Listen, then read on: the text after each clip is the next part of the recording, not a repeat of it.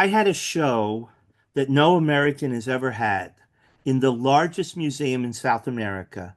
And I was invited to have a show. The economy of Venezuela was in its death throes thanks to Hugo Chavez. And so they really didn't have big budgets. Everything was being cut. And they had approached me from this museum in Maracaibo, Venezuela, where they essentially gave me an entire building in the museum to have an exhibition, 30,000 square feet. And it's like a scale like you can't imagine. And I had this enormous show, and most of it was work that I made while I was living in the rainforest in Venezuela.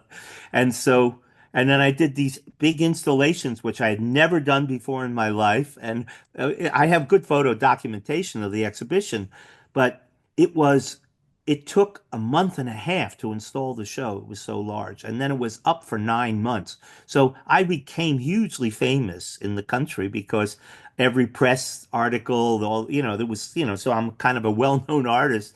And only three Venezuelan artists had ever had a show that big in that museum before. So I was the only North American who ever had it. So anyway, that's how I know George Quintero and his family because he was attracted to me through this exhibition opportunity, and he was associated with the American embassy, so he was kind of like a counsel in that city to the Caracas embassy, and he just he just developed coming to my studio, and he's bought a number of pieces from me. He probably has 10 pieces, I guess, and he's an he's an intellectual, a guy who loves reading books and talking about ideas, and uh, he's been living in that country as it's kind of been collapsing all around him. And when I met him, he was a wealthy man, and now he's still in that country is wealthy, but